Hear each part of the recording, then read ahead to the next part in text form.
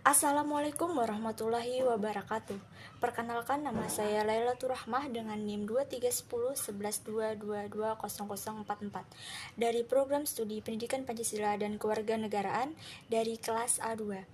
Di sini saya akan memaparkan atau menjelaskan tentang buku, yaitu buku pengantar ilmu hukum suatu pemahaman dasar. Nah, pada bab ini ada 14 bab yang dimana tujuan dari mempelajari buku ini adalah untuk memperoleh pemahaman dasar mengenai konsep-konsep utama dalam ilmu hukum. Dengan memahami dasar-dasar pada buku ini, pembaca dapat mengembangkan landasan pemikiran yang kuat. Jadi dari buku pengantar ilmu hukum ini mencakup tujuan mempelajari ilmu hukum, yaitu mencakup pemahaman terhadap sistem hukum, keadilan dan peraturan yang mengatur perilaku masyarakat. Ini juga dapat membantu mengembangkan keterampilan analisis, penalaran dan interpretasi hukum untuk berkontribusi dalam menciptakan sistem hukum yang adil dan berfungsi.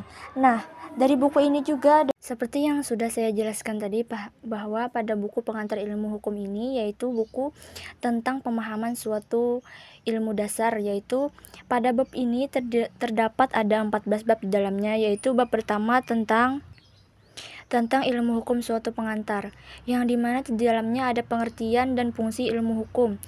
Dan tujuannya yaitu menciptakan manusia yang baik secara moral dan menciptakan pemerintah yang baik dan masyarakat yang tertib. Adapun bab 2 yaitu tentang hukum kaitannya dengan manusia, masyarakat, negara dan kekuasaan.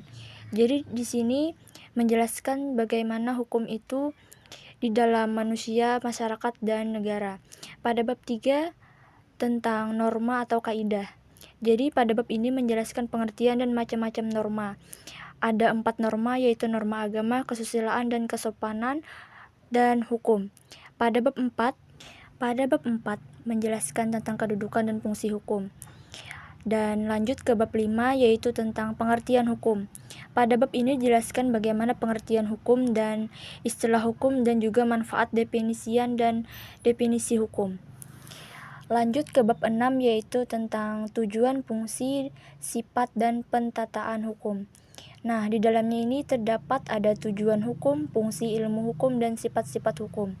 Pada bab 7 tentang sumber-sumber hukum, yang dimana di dalamnya ada istilah dan sumber hukum menurut para ahli hukum atau menurut ditinjau dari berbagai sudut atau bidang.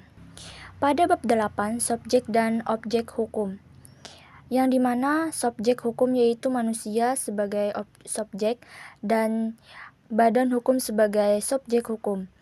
Dan bab 9 yaitu tentang peristiwa akibat hukum dan asas-asas hukum, yang dimana menjelaskan tentang peristiwa hukum, akibat hukum, dan asas-asas hukum.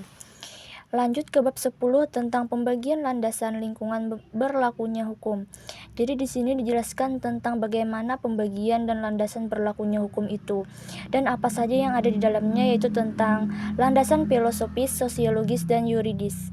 Dan adapun bab 11 yaitu tentang sistem hukum.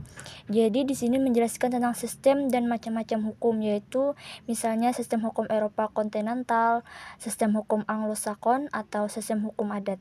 Nah, pada bab 12 berjudul tentang penemuan hukum. Jadi di dalamnya ada sejarah dan penemuan hukum. Lanjut ke bab 13. Pada bab 13 yaitu menjelaskan tentang mazhab ilmu hukum, yang dimana ada pengertian dan macam-macam ilmu mazhab ilmu hukum. Contohnya yaitu hukum alam, positisme hukum, sejarah, sosiologis, realisisme hukum. Lanjut ke bab 14 yaitu bab yang terakhir tentang ilmu hukum sebagai ilmu kenyataan. Di dalamnya ada antropologi hukum, sosiologi hukum, psikologi hukum, sejarah hukum, filsafat hukum, dan perbandingan hukum. Jadi di dalam buku ini ada 14 yang mencakup keseluruhan bagaimana hukum itu dalam suatu pemahaman dasar. Jadi buku ini sangat banyak memberikan manfaat untuk kita, terutama untuk mahasiswa yang sedang mempelajarinya. Nah, teman-teman, sudah selesai ya penjelasan dari buku pengantar ilmu hukum suatu pemahaman dasar ini. Sekian dari saya. Wassalamualaikum warahmatullahi wabarakatuh.